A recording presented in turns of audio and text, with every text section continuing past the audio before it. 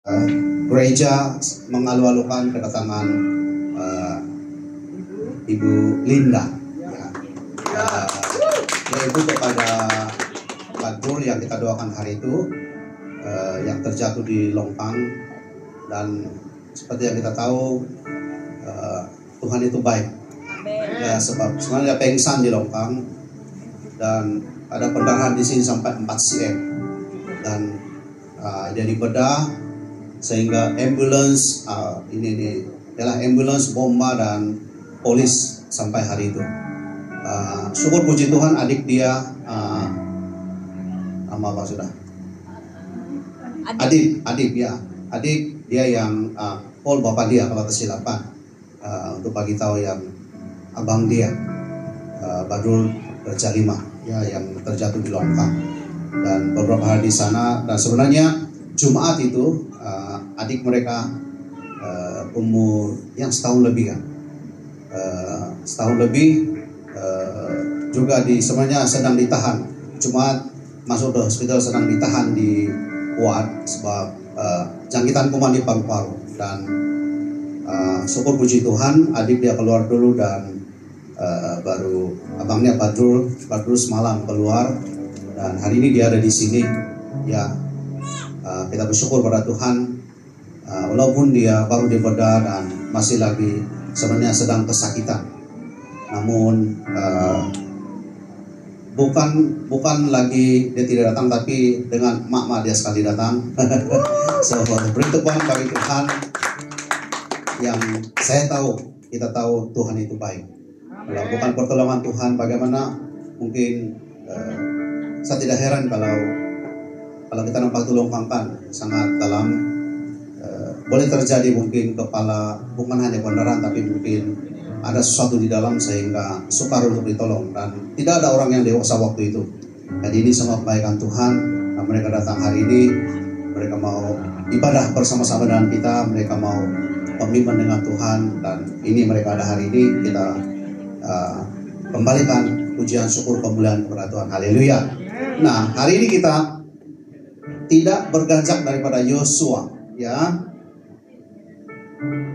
Nah, minggu pertama Pastor Franz sampaikan, oke, next dulu lagi. Kita terus ke poin ya. Nah, pada minggu pertama Pastor Franz yang dari Tarakan itu, gereja Sedang Jemaat Allah.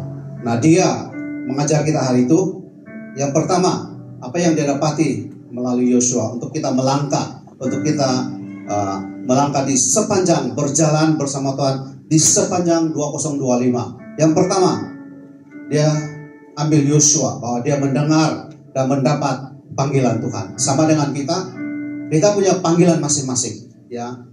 Waktu saya membalas satu email yang sesuatu yang kalau tidak ada persiapan mungkin boleh tergugat, dan saya balas email ini kepada orang yang hantar email kepada saya, kepada kami suami istri. Panggilan kita terus melayani karena panggilan kita berbeza-beza. Nah, mungkin kadang-kadang panggilan itu kadang-kadang kita tidak sangka-sangka. Kadang-kadang panggilan itu mungkin bagi kita terlalu berat, mungkin bagi kita mustahil. Tapi kalau Tuhan yang memanggil, Yosua boleh masuk ke tanah perjanjian ya. Nah, begitu juga Yosua memiliki visi dari Tuhan. Nah, saya percaya juga waktu kita mendengar itu, kita juga sebenarnya kita ada visi. Kita ada visi dan misi yang Tuhan sebenarnya ada pada secara kita pribadi. Bukan hanya dalam gereja, tapi sebenarnya pribadi demi pribadi. Kita semua ada visi dan misi atau visi daripada Tuhan. Kita juga, Yosua juga memiliki dan meyakini janji penyertaan Tuhan. Dan saya percaya kita boleh melangkah, berjalan melalui 2025 ini dengan yakin, karena kita tahu ada penyertaan Tuhan. Nah, dia juga harus memiliki hati yang kuat. Kita harus memiliki hati yang kuat sepanjang tahun ini, supaya apapun yang ada di depan kita ada kemenangan. Dia taat juga ke perintah-perintah Tuhan. Yosua sangat taat kepada perintah Tuhan. Waktu mereka mengintai ya, 12 pengintai dan 2 mereka mengatakan Yang lain mengatakan, oh di sana orang raksasa begini begitu. Dan kalau Yosua dan kenapa mereka percaya masuk ke tanah perjanjian, ya, karena mereka melihat, seperti saya pernah katakan sebelum ini, beberapa bulan lepas, singa, dia tidak pernah menganggap, walaupun mungkin gajah, walaupun jirafah, walaupun kerbau yang sangat besar yang di depan dia itu, dia tidak pernah menganggap itu adalah tantangan dia atau musuh dia. Dia hanya menganggap itu makanan saya. Itu panduan kita untuk supaya waktu kita di dalam 2025 ini, apapun tantangan, oh ini adalah hanya tantangan dan Tuhan akan memberi kemenangan. Singa, Raja Rimba, dia selalu menang. Jarang-jarang sekali dia tidak dapat makanan dia. Ada satu video saya nampak Arnab. Itu dia tidak boleh. Dia Arnab tiba-tiba berhenti jutaan balik. Begini, saya mungkin kamu pernah nampak juga di Facebook. Dia tiba-tiba berhenti jutaan, dan itu singa kan dia besar, dia terlajak dan sampai habis itu video tidak dapat dimakan itu Arnab. Walaupun Arnab itu sangat kecil, ya sangat laju. Benang benar-benar laju dan dia berhenti jutaan karena dia sangat kecil. Nah, sampai habis video itu singa dia tidak boleh makan itu. Tapi selalunya singa menganggap dia itu bukan musuh saya, itu makanan saya. Sebab itu dia boleh menang. Kita hanya taat kepada perintah Tuhan. Amin. Apa yang Tuhan perintahkan kita hanya taat. Memiliki mentor yang baik, yaitu Musa. Nah, kita punya mentor. Dia hari itu jemaat, mentor dia adalah gembala. Nah, kita masing-masing mungkin juga ada mentor-mentor kita di luar sana, mereka yang kita tahu mereka dipakai Tuhan. Kita boleh belajar daripada hidup mereka. Kenapa mereka menang? Salah satu sebenarnya mentor kalau di luar yaitu Philip Mantova. Sebelum dia memulakan dia punya pelayanan, dia puasa 40 hari tanpa makan. Kenapa dia boleh dipakai Tuhan? Itu penyebab dia, salah satu. Permulaan dia berpuasa 40 hari. Dan baru dia memulai pelayanan. Nah, kita punya mentor masing-masing. Selain daripada Yesus adalah mentor yang terutama di dalam hidup kita. Tidak boleh dinafikan. Dan kita tidak boleh tolak Yesus dalam hidup kita. Dia adalah mentor kita terbaik. Pas itu minggu lepas kita belajar.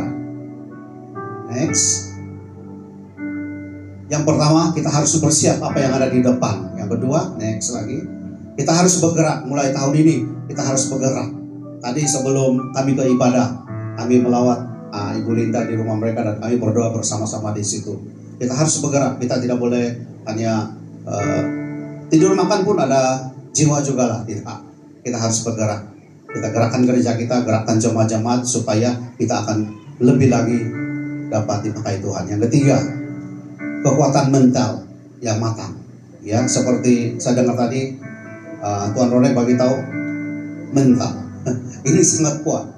Tekanan demi tekanan di dalam pekerjaan kita, kadang dalam pelayanan, dalam keuangan, macam saja pribadi dalam bisnis. Tekanan demi tekanan demi tekanan.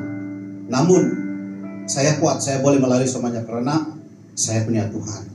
Yang keempat, next, ya, kuat lagi, next, ya, bersandar pada firman Tuhan ini tidak dapat dinafikan. Semalam kita belajar, ya, buat kita di dalam pembelajaran firman itu pelita. Jadi kalau kita ada pelita atau kita ada lampu, ada cahaya, tak mungkin kita boleh tersalah jalan. Dan itu sangat penting. Firman itu ada pelita bagi kehidupan kita secara pribadi sepanjang tahun ini. Oke, next. Nah, kita kembali lagi di sini Yosua, ya, firman yang atau ayat, petikan ayat yang sama. Nah, sekali lagi kita baca Yosua 1 sampai 9. Saya ganjil, kamu genap. Sesudah Musa hamba Tuhan itu mati, berfirmanlah Tuhan kepada Yosua bin Nun, abdi Musa itu, demikian.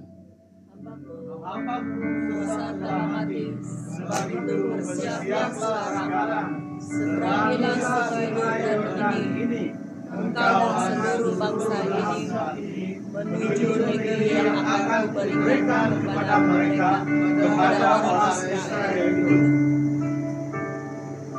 Yang tiga, setiap tempat yang akan diinjak oleh telapak kakimu, kuberikan kepada kamu, kata Tuhan kepada Yosua, seperti yang telah kujanjikan kepada Musa.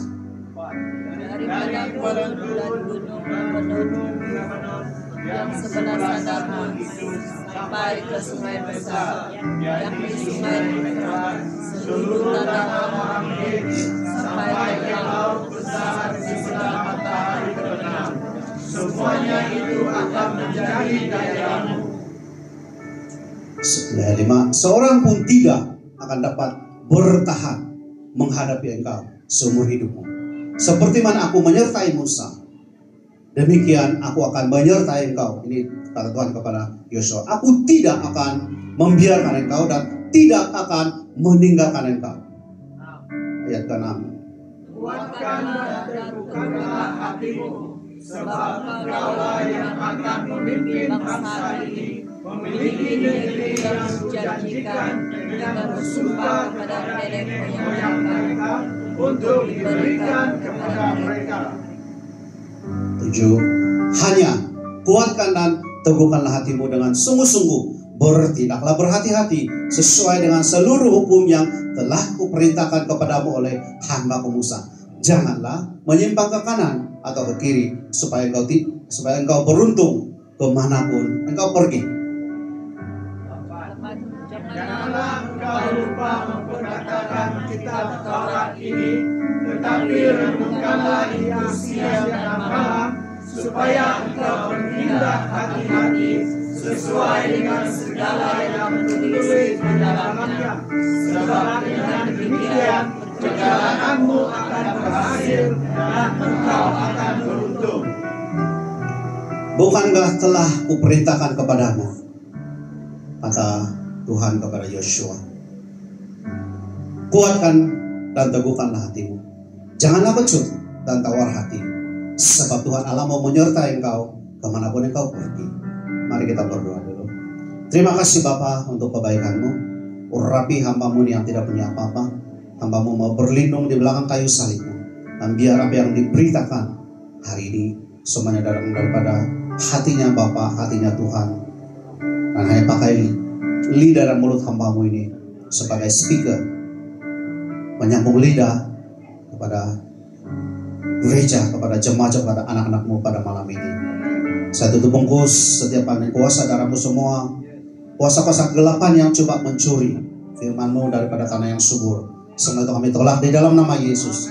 Dan kami istiharkan juga biar mata rohani kami dibuka untuk melihat kebenaran, dan telinga rohani kami juga dibuka untuk mendengar kebenaran, dan hati kami juga menjadi tanah yang subur. Dan apa yang kami belajar hari ini akan menjadi kekuatan, menjadi senjata perisai bagi kami untuk kami melangkah keluar tentang sepanjang tahun ini.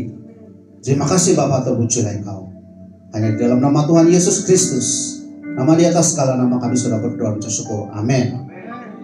Haleluya. Nah, hari ini kita mau belajar, kita teruskan untuk minggu yang terakhir ya. Minggu yang ketiga, minggu depan baru terakhir. Nah, poin yang pertama diambil dari hidup kita. Ayat 1 dan 2. Perhati apa yang sudah di warna merah itu. Sesudah Musa hamba Tuhan itu mati, berfirmanlah Tuhan kepada Yosua bin Nun, abdi Musa itu, demikian, hambaku Musa telah mati. Sebab itu bersiaplah sekarang, seberangilah sungai Yordan ini, engkau dan seluruh bangsa ini, menuju negeri yang akan kuberikan kepada mereka, kepada orang Israel. Nah, kita tahu di situ dikatakan hamba Tuhan itu yaitu Musa. Di ayat 2 lagi diulang, hambaku Musa telah mati. Nah, di sepanjang tahun 2025 ini, ataupun mungkin tahun lepas, dari tahun lepas kita ingat atau ulang balik bagaimana di tahun lepas. Kadang-kadang mungkin ada di antara kita yang kehilangan sesuatu. Ini kehilangan bukan hanya sebenarnya bukan hanya ahli keluarga yang meninggal, bukan itu maksud saya, bukan hanya itu, tapi lebih daripada itu. Kadang-kadang ada sesuatu yang kita harapkan, ada sesuatu yang sebenarnya kita rindu betul, sangat rindu bahwa itu adalah kepunyaan kita, dan tiba-tiba diambil daripada kita. Saya ambil contoh di dalam Alkitab ya, di dalam Alkitab Ayub. Bagaimana dia seorang yang saleh. Tuhan sendiri berkata begitu, ya. Hambaku Ayub adalah orang saleh, tidak didapati, kata Tuhan. Seperti mana yang terjadi di Amerika sekarang, ada yang kata penghukuman ini segala macam. Saya beritahu istri saya, satu yang saya yakini, peringatan Tuhan kepada kita bahwa kedatangan Tuhan semakin dekat. Itu tidak dapat dinafikan. Karena bencana demi bencana, memang tidak dinyatakan bencana itu di negara mana bencana itu. Kita di dalam, mungkin dalam 10 tahun ini, penyakit sudah ada. Ya, COVID, banjir. Waktu itu banjir itu yang tahun 2020 kan. Waktu hari itu kami di petang itu kan kita sebenarnya praktis pujian penyembahan, dan sebenarnya kami mau jam 4 baru kami mau balik dari Seremban. Dan tiba-tiba hati saya beritahu kita awal saja lah. Dan dalam jam 2 petang kalau saya tidak silap, sebenarnya pada malam Jumat kami ke sana pun berapa jam kami baru sampai di Seremban karena jam dan hujan tidak berhenti, dan keesokan hujan tidak berhenti, dan di dalam hati saya ada sesuatu yang balik. Dan saya beritahu istri saya, kita awal lah, sebenarnya kami jam 4. Dan saya lihat kami melalui kelai, air yang di tepi itu sepanjang ada tempat-tempat itu sudah mau melimpah ke highway. Nah, itu adalah bencana, dan kita tahu kan banyak orang terperangkap. Kalau saya tidak ikut kata Roh Kudus, kami sudah terperangkap. Mungkin tahu jembatan mana kami terperangkap, sebab rencana utama kami, rencana awalnya kami adalah jam 4 bertolak dari Seremban, sebab kita punya praktis tahu jam 6 ke jam 7 itu. Waktu itu kita di gereja dulu. Nah, itu adalah bencana. Dan macam sekarang di kampung kami, wah, saya lihat di jalan raya sudah jadi sungai. Saya punya kakak semalam, dia bagi tahu di grup kami, motor pun mungkin sudah dibanjiri dan mungkin akan dihanyut. Dan abang saya cepat-cepat pergi tolong. Paci kepada Ronex, rumah mereka sudah hampir. Saya tidak tahu lah, kalau tidak berhenti hujan mungkin boleh sampai ke lantai. Bencana demi bencana, penyakit bermacam-macam, gempa bumi demi gempa bumi. Nah, begitu juga dengan Ayub. Sebenarnya walaupun dia seorang yang saleh pada waktu itu, tidak didapati kata firman Tuhan. Dan kadang-kadang waktu kita di dalam Tuhan, waktu kita setia dengan Tuhan, kadang-kadang ada sahaja yang membuat kita kecewa dengan Tuhan. Tiba-tiba diambil dari kita, ini itu semua. Kita kecewa kepada Tuhan, kita marah kepada Tuhan. Nah, untuk sepanjang tahun ini, kita seperti minggu lepas, kita harus bersiap untuk menghadapi tantangan, menghadapi kalau ada sesuatu yang kita kehilangan, mungkin itu sangat berharga bagi kita. Kita perlu ingat ayat ini. Ada kejadian atau ada boleh terjadi seperti ini. Kita kehilangan sesuatu. Kita boleh kadang-kadang kita tidak sangka-sangka itu di dalam hidup kita. Dan Tuhan sudah peringatkan kita. Kalau ada pun yang diambil daripada hidup kita, kita tetap setia kepada Tuhan. Amin. Kita bersiap untuk sepanjang tahun ini. Saya dalam hal company, tahun 2020 yang COVID pertama dan tidak ada bisnis, tidak apa-apa. Saya beritahu saya, siap-siap. Mungkin kami bankrupt, saya beritahu dia. Itu tahun 2020. Dan kami terus praktis camping di balkoni kami.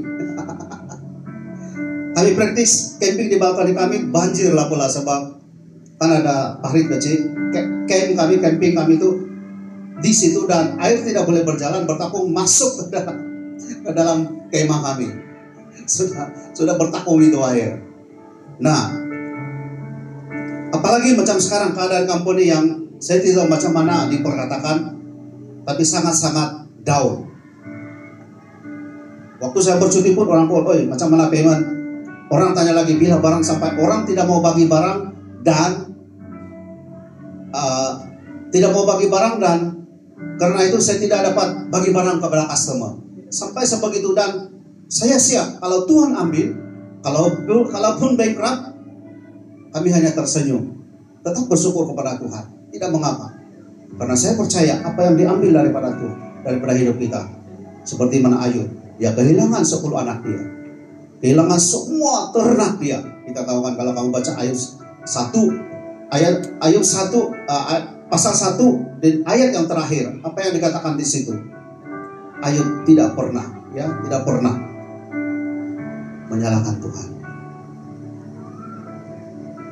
Ayub dipersiapkan. Kita juga sudah dipersiapkan sesuatu yang mungkin diambil dari hidup kita. Dan kadang-kadang sebenarnya yang paling kita kedekut, kita punya dosa. Tuhan mau ambil, kita mau simpan dosa kita. Tuhan kata, please, mari dosa kamu, saya sudah mati untuk kamu. Mau Tuhan, saya mau di dosa. Kita kedekut sampai dosa kita tidak mau bagi dengan Tuhan. Sedangkan dia sudah mati di kayu salib bagi kita. Dosa-dosa, segala kenajisan kita serahkan di kayu salib, supaya kita akan hidup baru sepanjang tahun ini. Haleluya. Yang kedua, ada halangan di depan atau di sepanjang tahun 2025. Ayat yang keempat mengatakan, dari padang gurun dan gunung Libanon yang sebelah sana itu sampai ke sungai besar, yakni sungai Efrat, seluruh tanah orang Het sampai ke laut besar di sebelah matahari terbenam, semuanya itu akan menjadi daerahmu. Memang itu janji Tuhan, tapi di situ dikatakan dari padang gurun dan gunung Libanon. Kita tahu padang gurun, kadang-kadang kita hidup di padang gurun seperti mana zaman Musa membawa orang-orang keluar daripada perbudakan Mesir. Kita masih hidup di padang gurun. Apa itu padang gurun bagi kita? Kadang-kadang ada sesuatu hal sebenarnya kita hanya minta pertolongan Tuhan, kita hanya percayakan kepada Tuhan, tapi kita berlega-legar atau berputar-putar, berpusing-pusing di situ karena kita tidak menyerahkan kepada Tuhan, sehingga membuang masa kita. Ada banyak hal di dalam hidup kita sebenarnya yang sebenarnya mudah untuk kita tinggalkan. Ada banyak hal sebenarnya di dalam hidup kita yang mudah untuk kita jauhkan, tapi kita seperti mana umat Israel, mereka mau hidup 40 tahun di padang gurun dan lastnya mereka tidak masuk. Yang masuk hanya Yosua dan Kaleb. Hanya dua orang, berapa berjuta-juta, ya, jutaan yang dibawa oleh Musa keluar daripada perbudakan orang-orang Mesir, dan melalui padang gurun itu mereka berlega-lega. Nah, itu adalah kehidupan kita. Kadang-kadang kita berlega-lega dalam satu hidup, sebenarnya itu tidak berkenan di mata Tuhan. Sebenarnya itu adalah di luar daripada firman Tuhan. Tapi kita mau hidup di situ. Sebab itu 10 tahun, 20 tahun kita jadi orang percaya, kita tidak pernah naik taraf atau kita tidak pernah naik level karena kita tetap hidup di takut yang lama. Kita diikat oleh dosa, kita diikat oleh kenajisan, kita diikat oleh berbagai-bagai sesuatu yang menghalang rencana Tuhan. Waktu Musa mengeluarkan atau membawa umat Israel kepada keluar daripada perbudakan, sebenarnya mereka sudah dijanjikan tanah perjanjian. Apa yang selalu terjadi? Umat Israel bersungut-sungut, mengeluh, ya, sama seperti sebenarnya waktu Ayub dia ada penyakit semua, dan istri dia, masihkah kamu dengan kamu punya Tuhan? Kalau kita punya bahasa, dia mengeluh dan mengeluh, dia bukan menyokong suami dia, tapi dia kamu masih maukah dengan Tuhan kamu yang sudah melakukan begini? Orang-orang Israel juga bersungut, kenapa tidak ada makanan? Walaupun ya Tuhan dengar, dan mereka waktu malam mereka diberi tiang api, waktu siang mereka diberi tiang awan, supaya dalam kepanasan hidup kita, dalam sesuatu mungkin kita sesuatu yang menekan atau sesuatu yang membuat kita sudah tidak ada jalan keluar. Nah, waktu itu orang-orang Mesir, waktu mereka di waktu malam Tuhan bagi tiang api untuk memberi kepanasan pada mereka sehingga mereka tidak kesejukan. Waktu panas, waktu siang Tuhan memberikan tiang awan melingkupi mereka. Waktu mereka lapar, mereka diberi burung puyuh. Waktu mereka diberi burung puyuh, ya, makanan yang dikirim dari sorga. Roti mana yang diberi oleh Tuhan.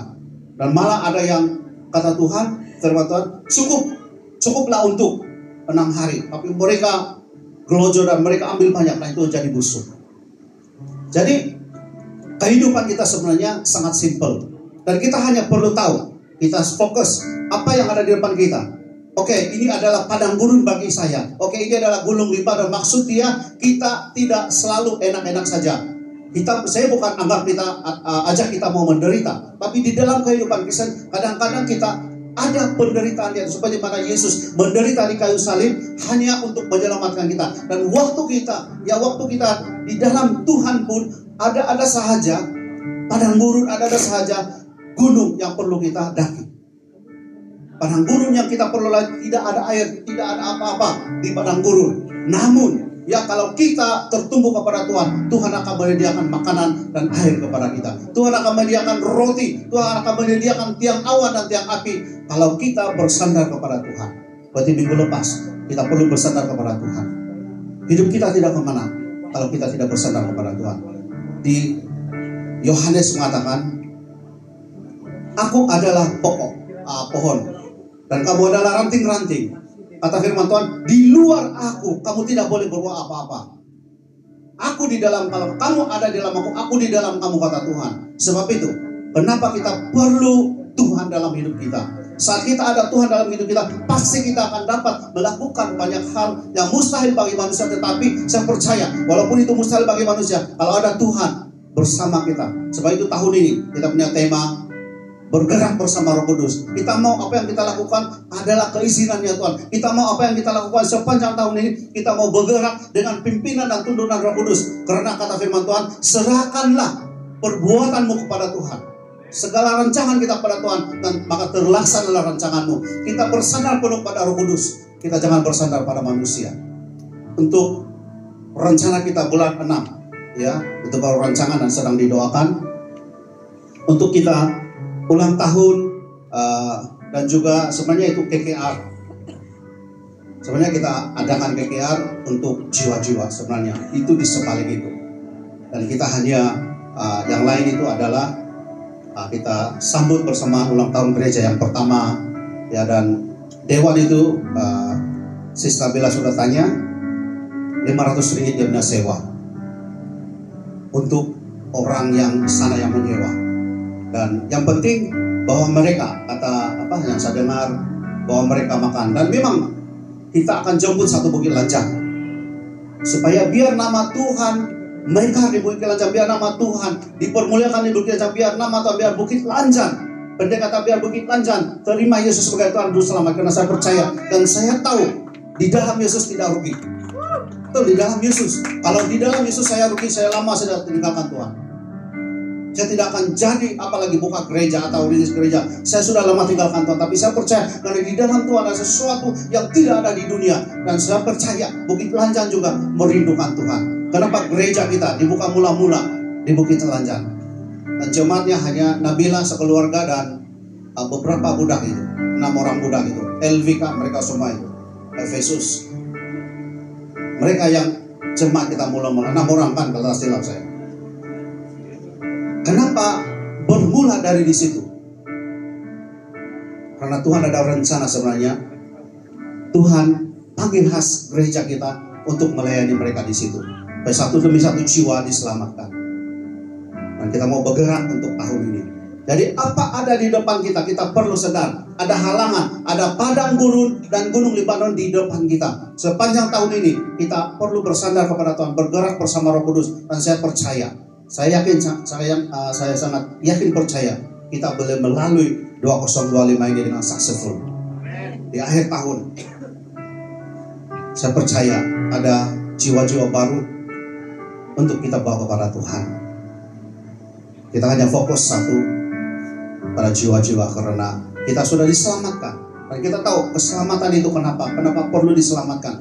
Kita tahu semua itu. Dan saya percaya gereja kita akan dipakai untuk menyelamatkan jiwa-jiwa. Bawa kepada Tuhan untuk mereka diselamatkan. Haleluya.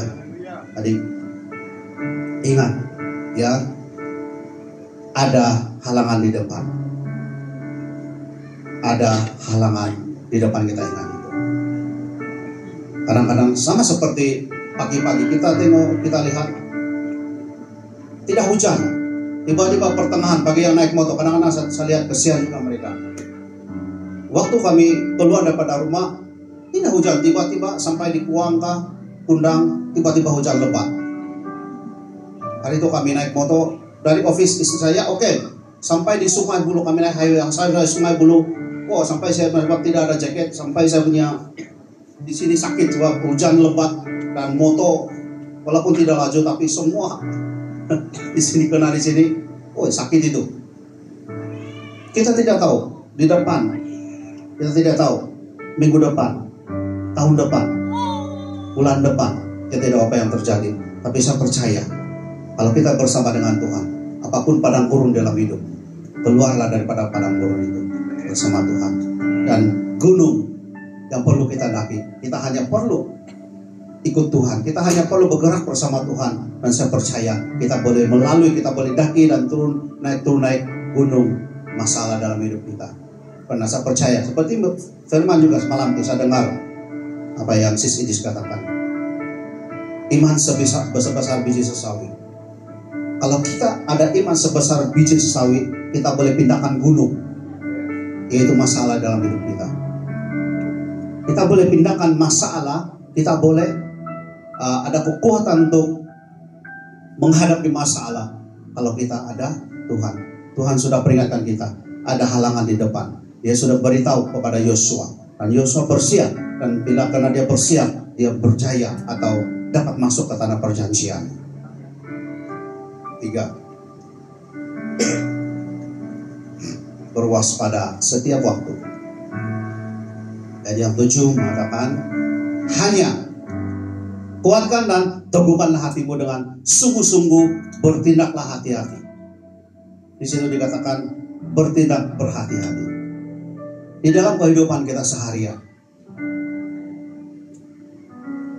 kita sudah tahu ini hal ini lah. Iblis tidak pernah tidur. Iblis lebih tua, lebih pengalaman, lebih banyak makan garam daripada kita untuk menjatuhkan manusia. Adam dan Hawa pun dia berjaya jatuhkan. Jadi kalau kita tidak berhati-hati di dalam kehidupan kita, kalau kita tidak berhati-hati apa yang ada di depan, kita tidak berhati-hati apa yang kita dengar, apa yang kita lihat, kita tidak berhati-hati apa yang kita katakan, besar kemungkinan kita boleh gagal. Kita perlu berhati-hati. Ada-ada saja, ya ada-ada saja tiba-tiba. Saya ambil contoh Yusuf.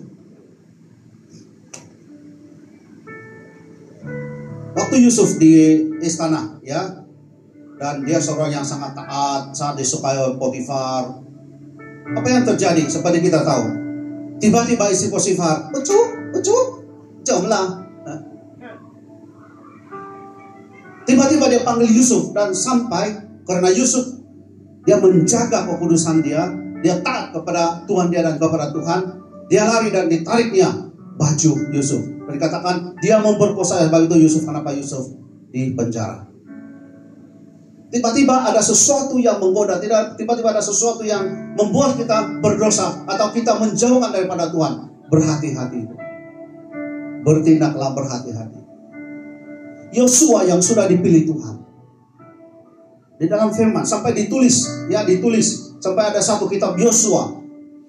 Dan saya percaya kalau orang yang sebegini sebenarnya, kalau difikirkan atau diikutkan manusia, dia tidak perlu lagi diberi nasihat. Dia seorang yang luar biasa, sudah luar biasa. Bagaimana kehidupan dia bersama Tuhan. Namun Tuhan berkata, bertindaklah berhati-hati. Maksud dia kita perlu berhati-hati apa yang ada di depan kita. Besok lusa kita harus berhati-hati.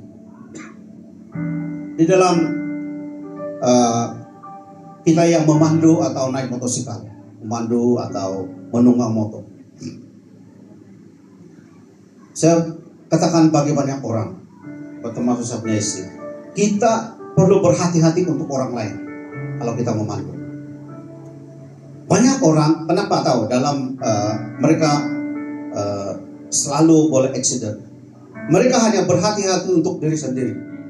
Sebenarnya kalau kita mau, kita memandu dan dengan mengurangkan kecelakaan, kita berhati-hati untuk orang lain.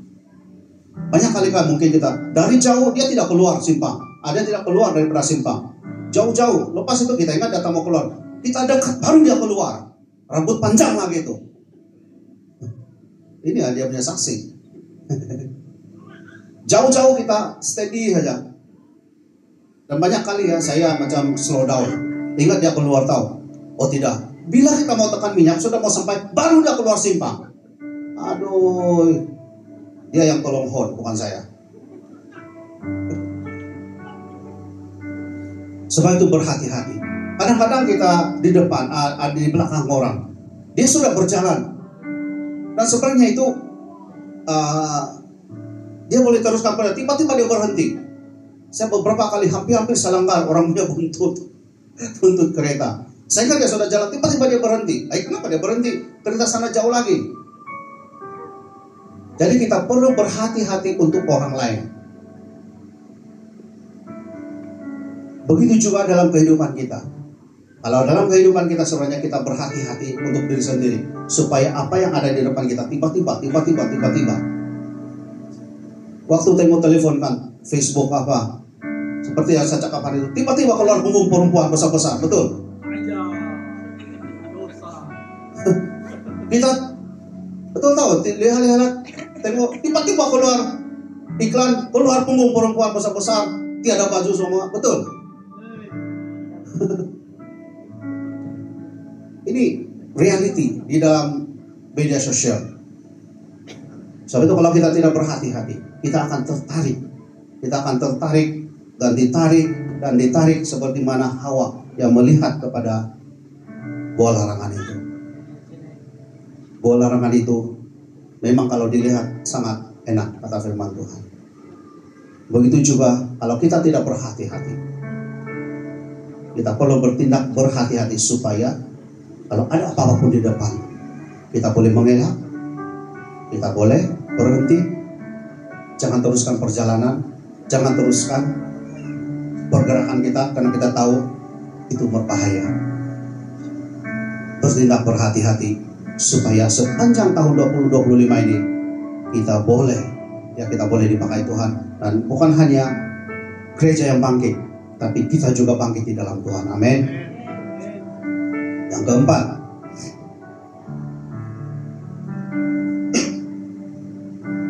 tidak dinafikan, kita perlu taat kepada Tuhan. Dalam ayat yang 7, hanya kata Tuhannya, kuatkan dan teguhkanlah hatimu dengan sungguh-sungguh. Bertindaklah hati-hati sesuai dengan seluruh hukum yang telah kuperintahkan kepadamu oleh hamba-Ku Musa. Lihat itu. Janganlah menyimpang ke kanan atau ke kiri supaya engkau beruntung kemanapun engkau pergi. Jangan menyimpang. Tuhan dengan firman di situ, jangan menyimpang ke kanan atau ke kiri. Maknanya ini adalah satu perintah Tuhan dan kita perlu taat di dalam Tuhan.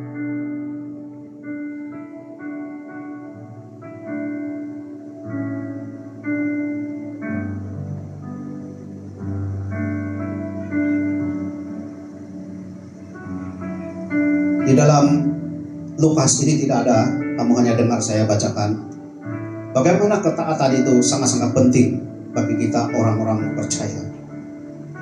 Saya ambil satu contoh dalam Lukas 5, 1-8. Di sini dikatakan, pada suatu kali Yesus berdiri di pantai Danau Genesaret, sedang orang banyak mengurumi dia hendak mendengarkan firman Allah. Ia melihat dua perahu di tepi pantai, nelayan-nelayannya telah turun dan sedang membasuh jalannya. Ia naik ke dalam salah satu perahu itu, yaitu perahu Simon Petrus, dan menyuruh dia supaya menolakkan perahunya sedikit jauh dari pantai. Lalu ia duduk dan mengajar orang banyak di atas perahu itu. Setelah selesai berbicara, ini Yesus, setelah Yesuslah selesai berbicara, ia berkata kepada Simon, bertindaklah, bertolaklah ke tempat yang dalam dan tebarkanlah jalamu untuk menangkap ikan. Simon menjawab, nah ini Simon menjawab, Guru, telah sepanjang malam kami bekerja keras dan kami tidak menangkap apa-apa.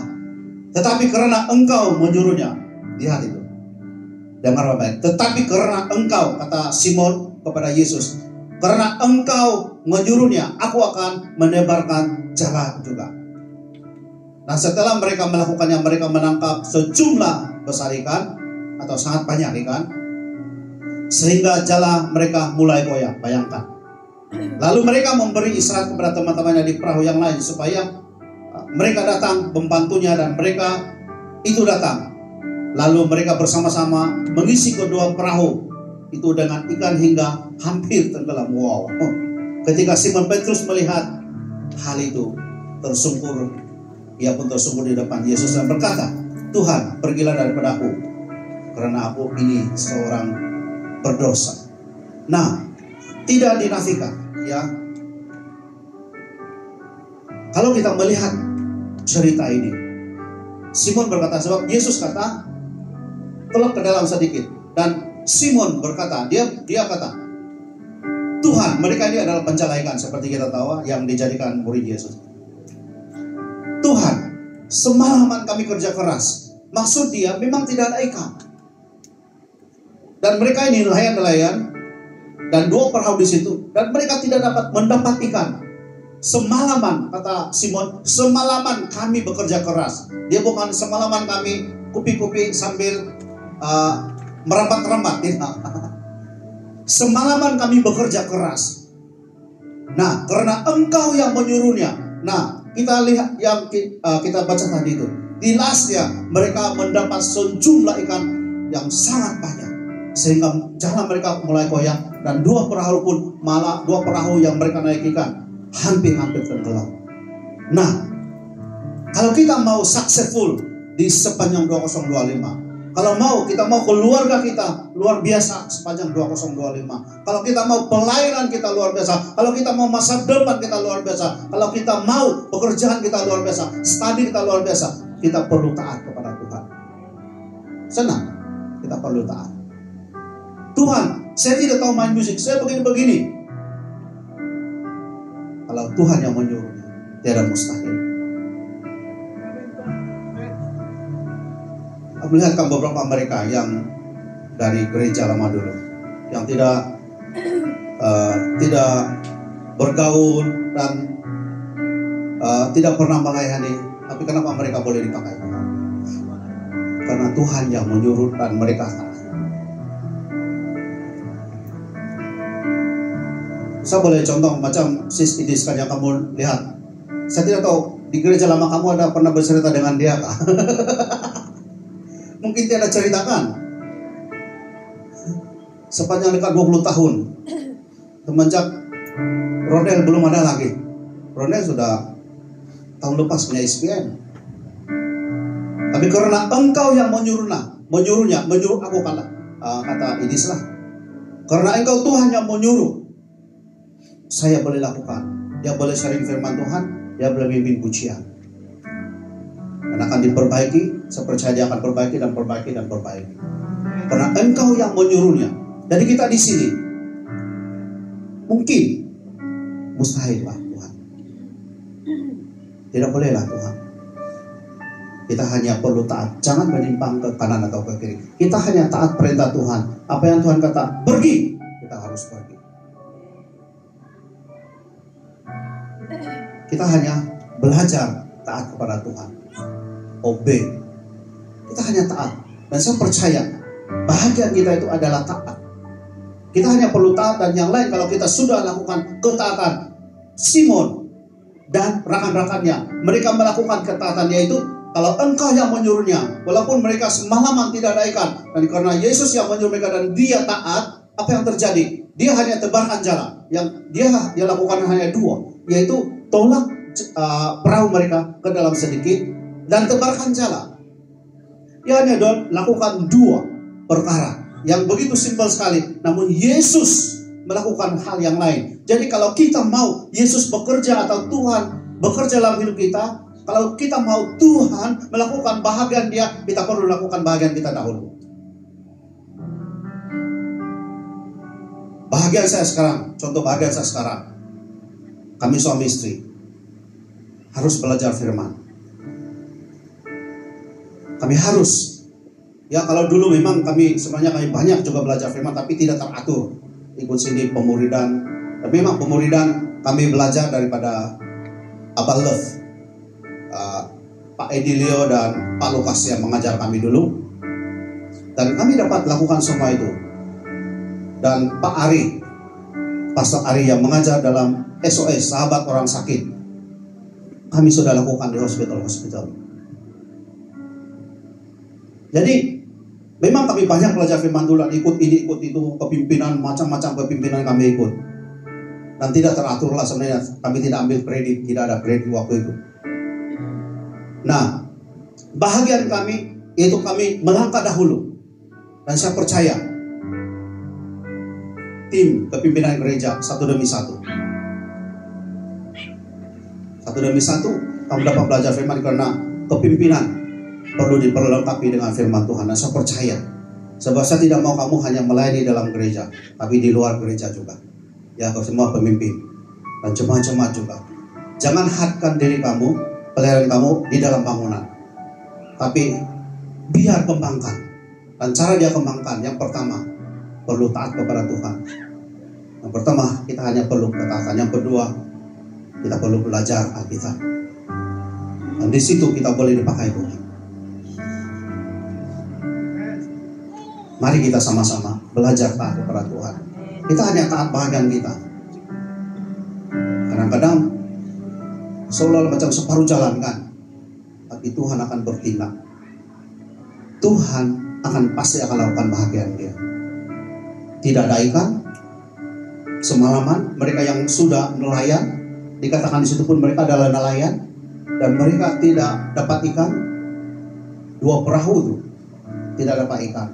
Malah mereka sedang membasuh atau cuci-cuci jalan mereka, mungkin ada kotor atau rumput-rumput yang tersangkut. Mereka sedang membasuh jalan mereka karena mereka tidak dapat apa-apa, tapi karena Yesus yang menyuruhkan satu hal, yaitu mereka taat. Jadi kalau kita mau gereja kita, pelayanan kita, atau pelayanan pribadi kita, pelayanan kita dengan Tuhan, kalau kita mau studi kita, pekerjaan kita, keluarga kita, luar biasa di dalam Tuhan. Tuhan menuntut satu, janganlah menyimpang ke kanan atau ke kiri. Tuhan hanya mau kita taat kepada Dia. Tuhan mau kita belajar untuk taat. Dan saya percaya bahagian Tuhan pasti Dia akan lakukan. Kelima, yang terakhir, jangan putus asa. Dalam ayat 8 di sini dikatakan, janganlah engkau lupa memperkatakan kitab Taurat ini, tapi renungkanlah itu siang dan malam, supaya engkau bertindak berhati sesuai dengan segala yang tertulis dalamnya, sebab engkau demikian perjalananmu akan berhasil dan engkau akan beruntung. Coba yang di firman yang lain, lagi. Oke.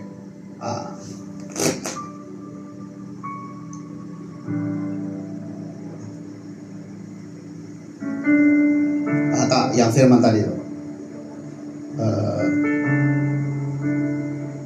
Oke, lagi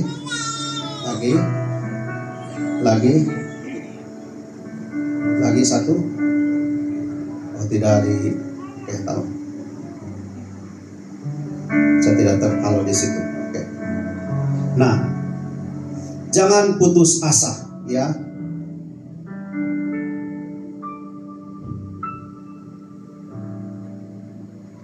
Janganlah engkau lupa memperkatakan kitab Taurat itu, tapi renungkanlah itu siang dan malam, supaya engkau bertindak berhati sesuai dengan segala yang tertulis di dalam. Sebab demikian perjalananmu akan berhasil dan engkau akan beruntung. Nah, di dalam kehidupan kita, kadang-kadang kita rasa ya, kita mau rasa down. Kadang-kadang apa yang kita mau kita tidak dapat, dan kita akan rasa putus asa. Nah, waktu kita di dalam hal-hal yang sedemikian, atau waktu kita di dalam dilema-dilema sedemikian,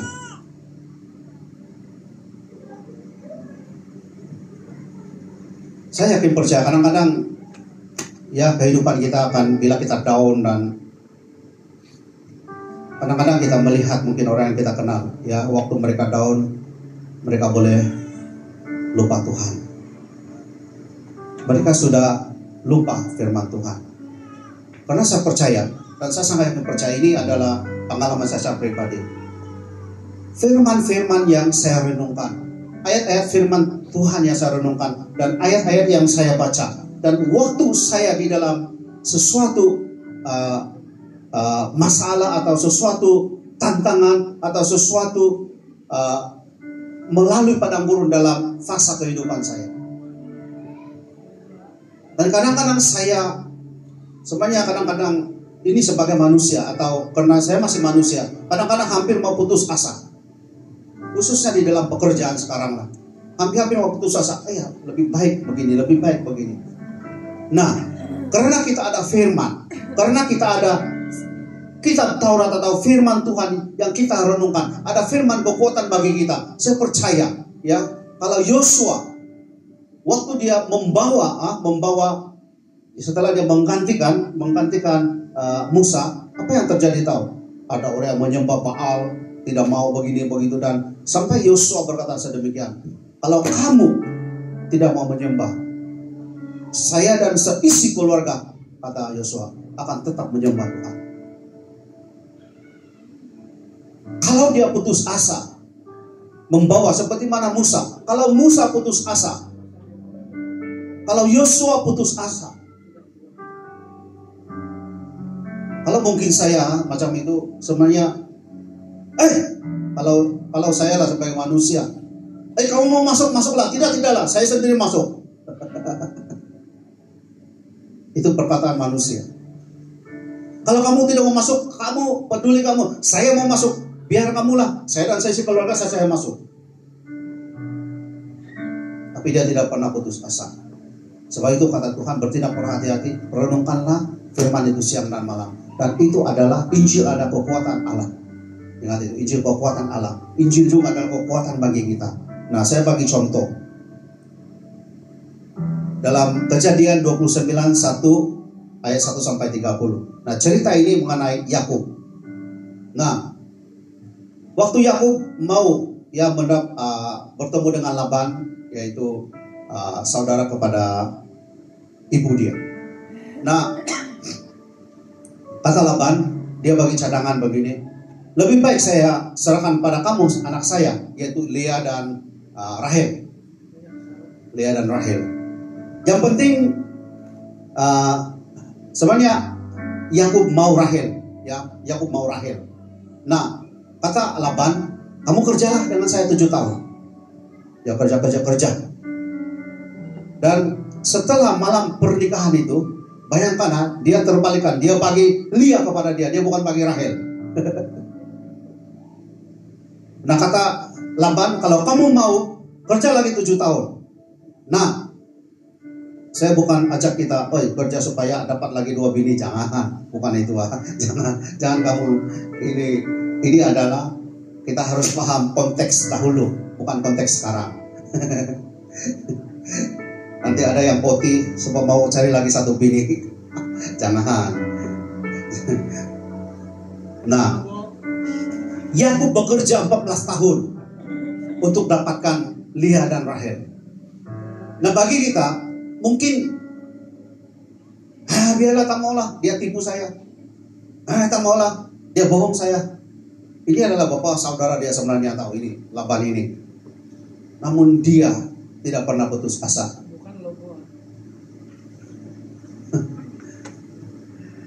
Macam saya dengan Lobo, kami mula untuk tahun ini ya, supaya terus kami kempis. Jadi kami tidak akan putus asa, kan loh, Bo? Betul. Dan kamu heran kalau tahun depan kami 6 pack sudah. Kami tidak akan putus asa, betul lah, Bo? Lagi makan.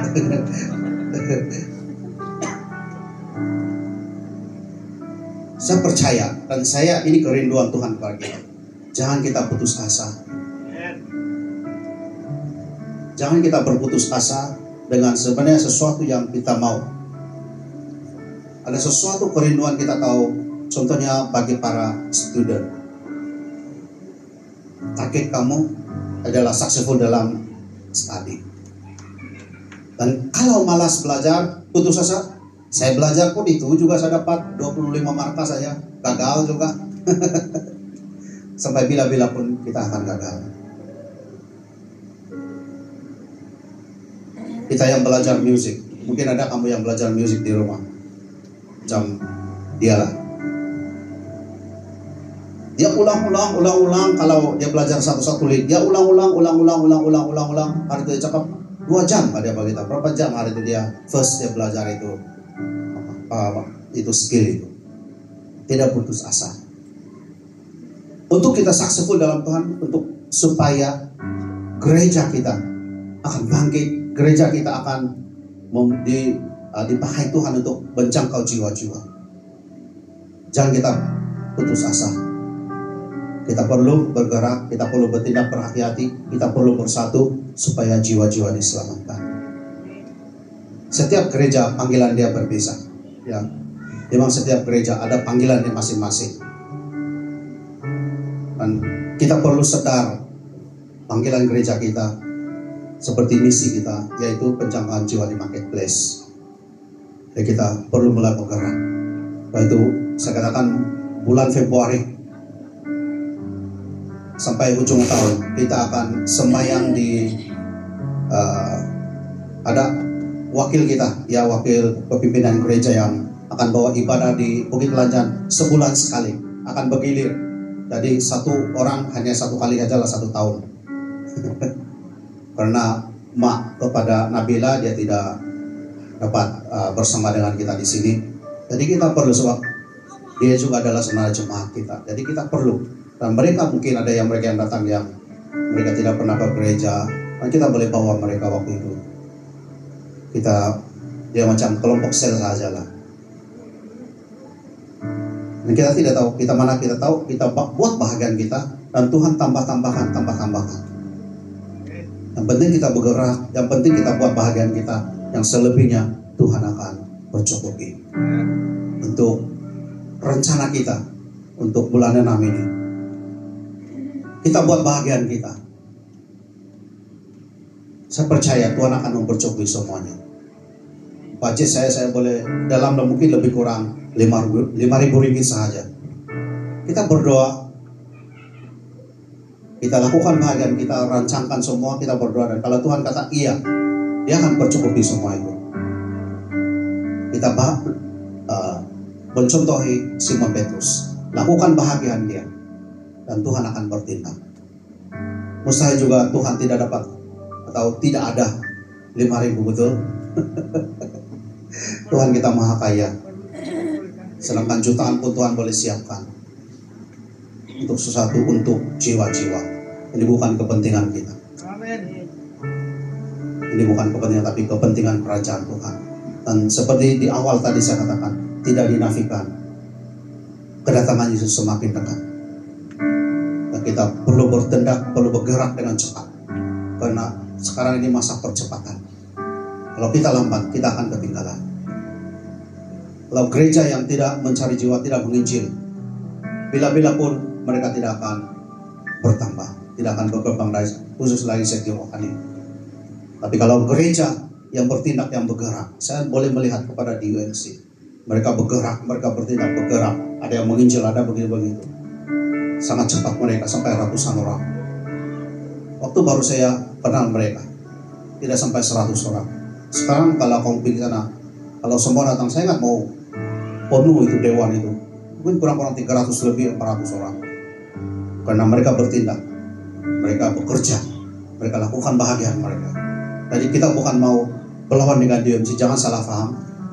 Tapi kalau kita mau ada jiwa-jiwa di sekitar sini, mereka datang kepada Tuhan, kita perlu bertindak. Itu saja. Kita perlu bergerak. Supaya jiwa-jiwa di sini, sekitar sini, Bukit Lanjan, mereka boleh terima Tuhan. Ya, mari yang melayani musik.